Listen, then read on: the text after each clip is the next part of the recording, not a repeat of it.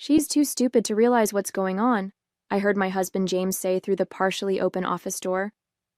Meredith has always been good at making cupcakes, but business? Please. She doesn't even notice when I move money around. And she signed those loan documents without reading them? His brother Thomas laughed. Man, this is going to be easier than we thought.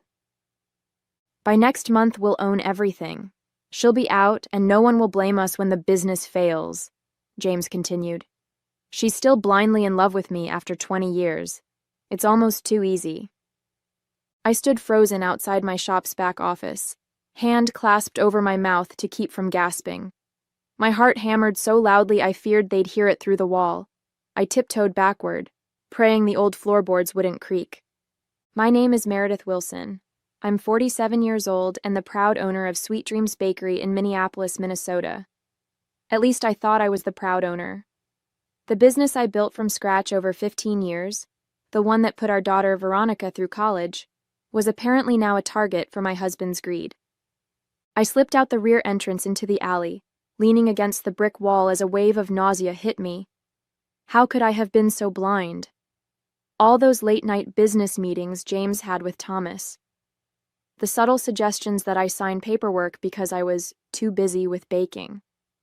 The gradual shift in how James spoke to me, with that patronizing tone I'd somehow missed or excused. I took several deep breaths of the crisp autumn air, trying to calm myself. I couldn't confront them now. Not when I was so shocked and unprepared. I needed to think, to understand what exactly they were planning. Somehow I'd ended up married to a stranger. As I walked around to the front of the shop, I noticed a sleek new car parked across the street. Thomas's latest purchase, no doubt. I wondered how many of my cupcake sales had funded his lifestyle.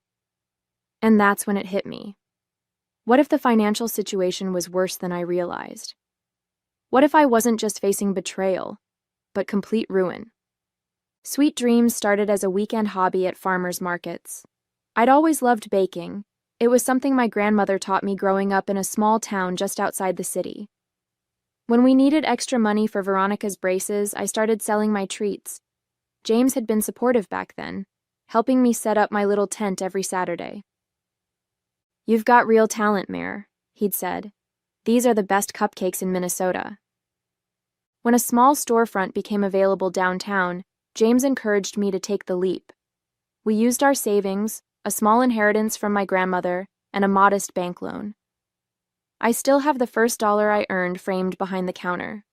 For years, business was steady but not spectacular. Then, 5 years ago, one of my seasonal pumpkin maple cupcakes was featured in a local magazine. Suddenly, there were lines out the door. I expanded, hired staff, and James, who'd been working in insurance, offered to handle the financial side of things. You focus on what you love, he'd insisted. I'll take care of the numbers. It seemed perfect, a true partnership. But looking back, I realized the warning signs were there. 3 months ago, James suggested I sign documents for a refinancing opportunity. When I asked questions, he brushed them off, saying it was just routine and best to sign quickly to lock in the rate.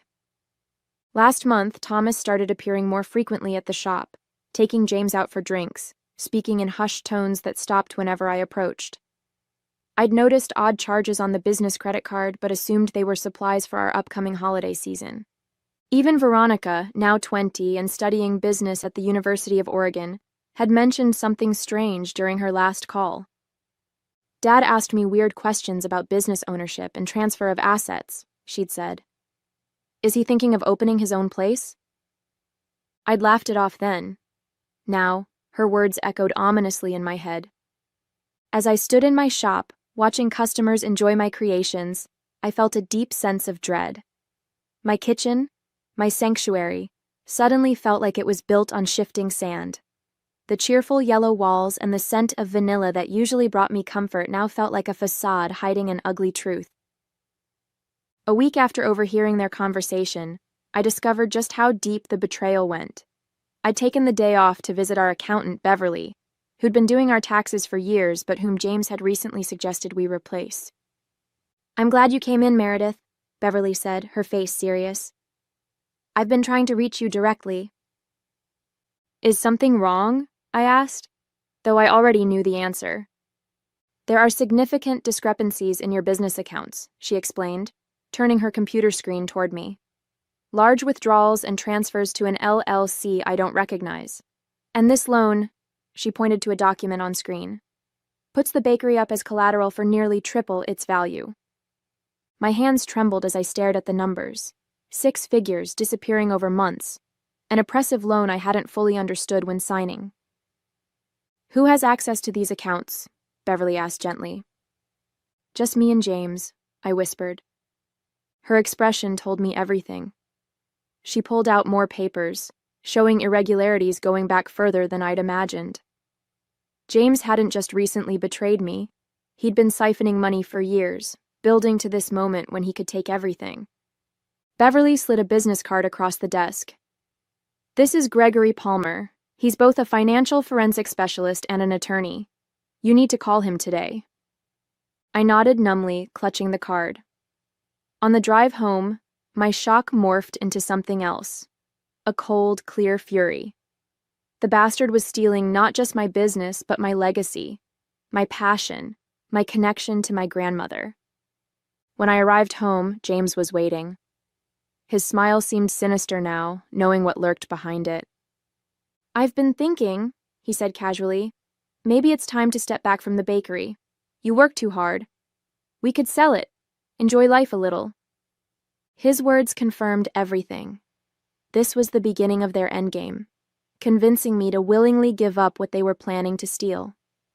I forced myself to smile. That's an interesting thought. Let me consider it. His relief was palpable. He thought I was falling for it, that I was indeed as stupid as he believed. That night, I lay awake beside the man who'd planned my ruin, listening to his peaceful snoring. The business I'd built with my sweat and tears, the recipes passed down through generations, the staff who relied on me, all of it was at risk. I couldn't confront him yet, not until I understood exactly what I was facing and had a plan. But one thing was certain.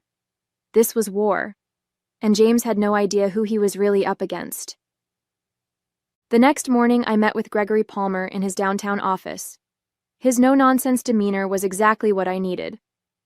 Based on what you've told me in these documents, he said, reviewing Beverly's files, your husband and his brother are attempting a rather sophisticated form of financial fraud. They're creating artificial debt against your business, then planning to trigger default terms that would force a sale to a company they likely control. Can we stop it? I asked. We can, but we need to be strategic. Your name is on these documents. Challenging them directly could be complicated. I slumped in my chair, feeling defeated. However, Gregory continued, there's another approach. If you're open to it, we could gather evidence of their conspiracy. That would fundamentally change the legal landscape. Hope flickered. How would we do that? Gregory introduced me to Diana Winters, a private investigator with a specialty in business fraud. Her confidence was contagious. Men like your husband and his brother get careless because they think they're the smartest people in the room, Diana explained. We'll use that against them. Their plan was elegant.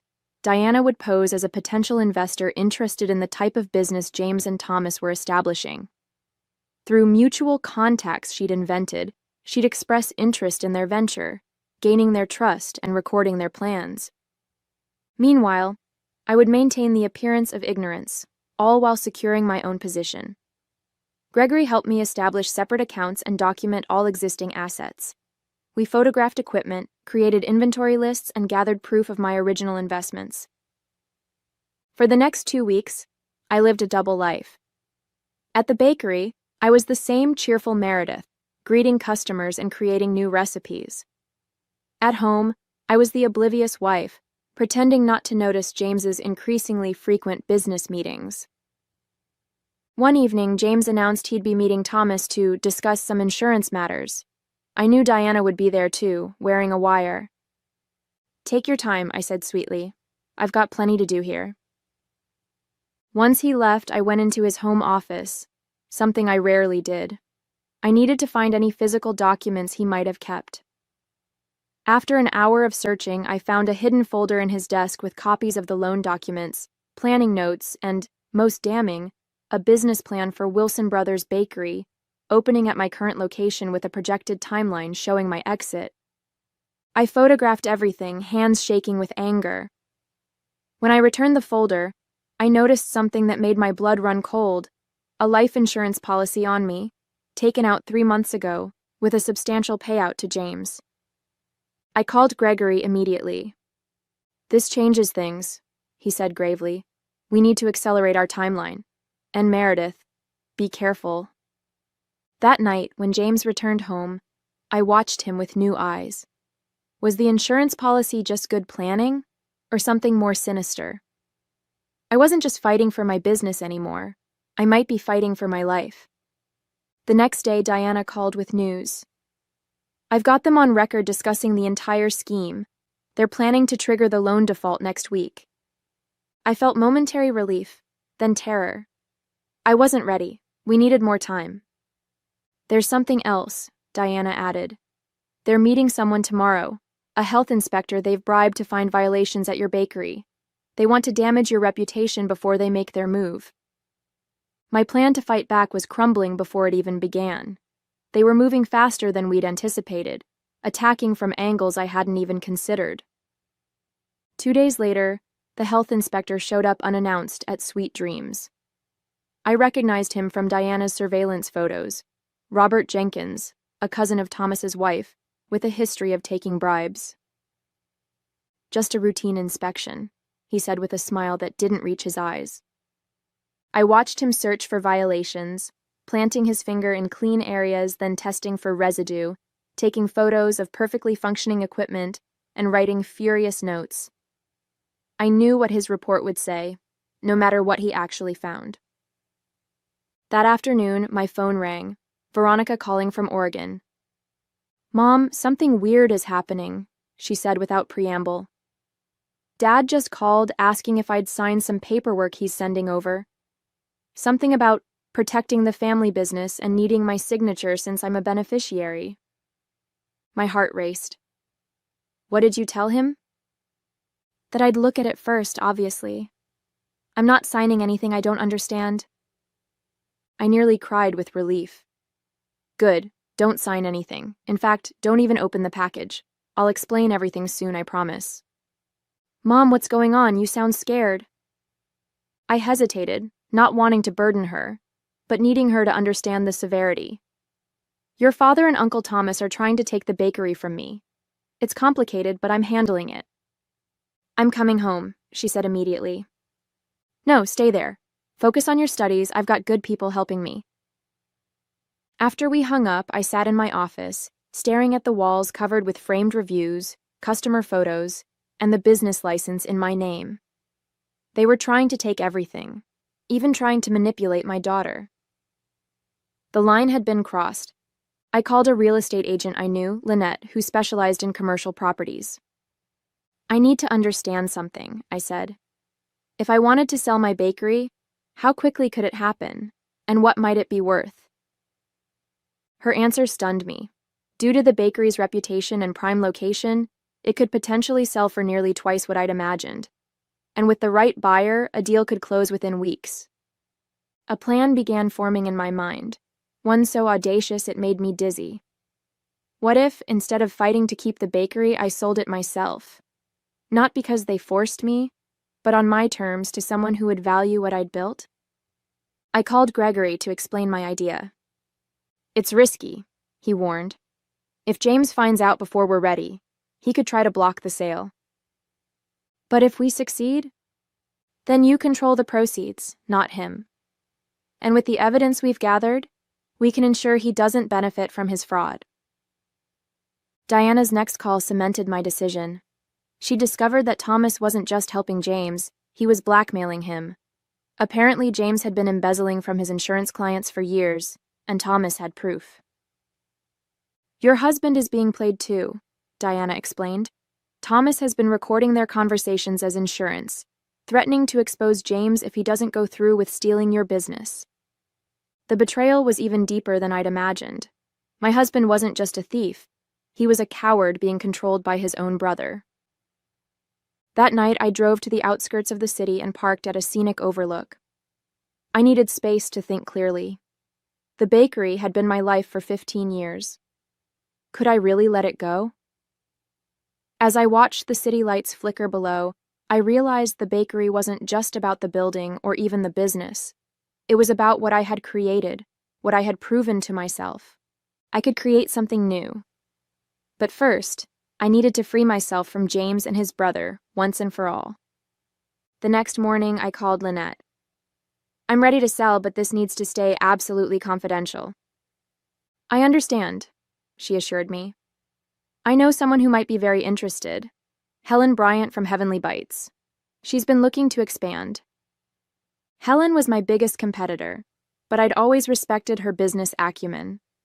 Her 3 locations were run efficiently, and she treated her staff well. If anyone would preserve what I'd built, it would be her. By the weekend, Helen and I were sitting in Gregory's office negotiating terms. She'd offer market value plus a premium for the immediate sale and intact staffing. Additionally, I'd receive royalties on my signature recipes if she continued to use them. "I've admired what you've built, Meredith," Helen said. "I'd be honored to continue your legacy." We shook hands, and Gregory began preparing the paperwork. We would need to move quickly. The health inspector's fraudulent report was expected any day, and James's loan default scheme was imminent. Meanwhile, Diana continued gathering evidence. She'd placed legal surveillance in my office at the bakery, capturing a meeting between James and Thomas where they explicitly discussed their fraud. "Once the health department puts a shutdown notice on the door, the loan terms will trigger," James had said. "She'll be so upset about the violations, she won't even notice what's happening with the business until it's too late." Their callousness was breathtaking. 15 years of marriage, and James saw me as nothing but a means to an end. Just as we were finalizing the sale, an unexpected complication arose. The bank holding the fraudulent loan contacted me, concerned about unusual activities with the business accounts. James had attempted to move more money, triggering their fraud detection systems. "They're accelerating their timeline," Gregory warned. "If the bank freezes everything for investigation, our sale could be delayed." I needed to buy time. Reluctantly, I called James. "The bank called me about the business accounts," I said, feigning confusion. "Something about unusual transfers?" There was a pause. "It's nothing to worry about," he said smoothly. "Just some restructuring I'm doing to improve our tax situation. I'll handle it." "Should I call them back?" They seemed concerned. "No," he said too quickly. "I'll take care of it. That's my department, remember? You focus on your baking." His condescension strengthened my resolve. I contacted the bank directly, working with Gregory to explain that I was aware of the unusual activities and was addressing them as part of a business transition. We provided just enough information to prevent a freeze without revealing our full plan. With that crisis averted, we pushed forward. Helen expedited her financing, and we signed preliminary agreements. The final paperwork would be ready in 3 days, ironically, the same day the health inspector's report was due, and James planned to trigger the loan default. The night before everything would come to a head, I packed a small bag and prepared to stay with a friend. I couldn't bear to be in the same house as James anymore, knowing what I knew. As I was leaving, he came home early, catching me with the suitcase. "Going somewhere?" he asked, suspicion evident. "I need some space," I said, not entirely lying. "I'm staying with Patricia for a few days." He looked relieved, no doubt assuming I was oblivious to his plans and just needed girl time. "Sure, that's probably good. I've got some business matters to wrap up anyway." I nearly laughed at the irony. "Yes," I said. "I believe we both do." On the morning the health inspector's report was due, I arrived at Sweet Dreams earlier than usual. Today wasn't just any day. It was the day James and Thomas thought they would take everything from me. Instead, it would be the day they lost everything themselves. Helen had arranged for her operations manager to meet me for a final walkthrough before signing. Gregory was prepared with all documentation, and Diana had positioned herself nearby to record what promised to be an entertaining confrontation. Right on schedule, Thomas arrived first, carrying a briefcase and wearing a smug expression. He was surprised to see me. "Meredith, didn't expect you in so early?" "I'm always here early on important days," I replied calmly. His eyes narrowed slightly, but he maintained his facade. "Is James here yet?" "He's on his way." 10 minutes later, James walked in, accompanied by a man I didn't recognize, presumably their lawyer. When James saw me, he faltered momentarily before recovering. "Meredith, you remember Arthur Wilson? He's handling some paperwork for us today."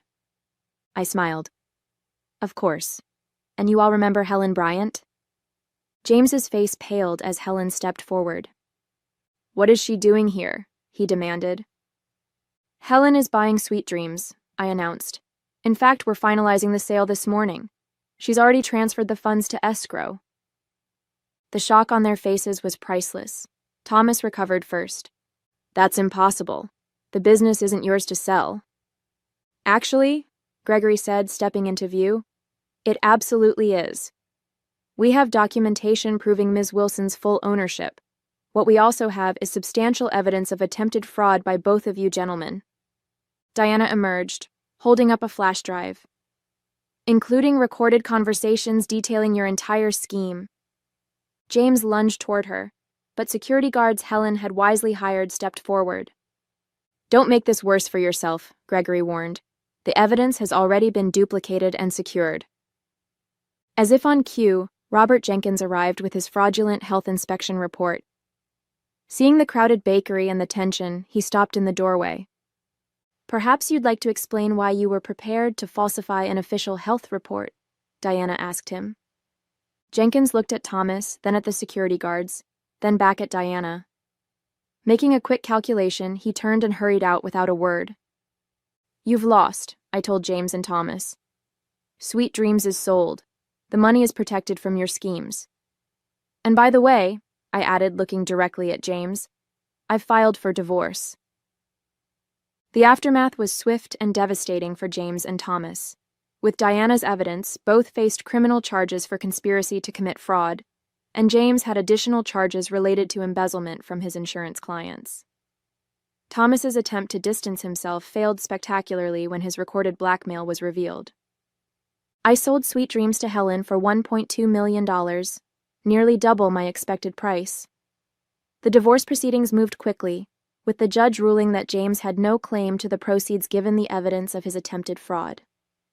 His assets were frozen during the investigation, leaving him to face his mounting legal troubles with court-appointed representation. 6 months later, I stood in a small storefront in Eugene, Oregon, just a mile from Veronica's university campus. The sign painter was just finishing the window display. "Meredith's Kitchen, Bakery and Cooking School." "What do you think?" I asked Veronica, who stood beside me. "It's perfect, Mom," she said, squeezing my hand. "I still can't believe you moved here." "New beginnings," I said. "Besides, I get to see you more often and you get free baking lessons to impress your roommates." With part of the proceeds from the sale, I'd created this smaller, more personal venture, a combination bakery and cooking school where I could share my grandmother's recipes and techniques with others. It was less about building an empire and more about pursuing joy. James and Thomas both accepted plea deals to avoid longer sentences. The last I heard, James was serving 3 years, and Thomas was in a minimum security facility for 18 months. Their reputations and careers were destroyed, a fitting punishment for men who had valued money above all else. As I unlocked the door to my new bakery for the first time as owner, I felt no regret for what I'd left behind. The betrayal had been painful, but it had also been clarifying. I'd discovered my own strength and resilience, proving that I was anything but the stupid woman they had assumed me to be.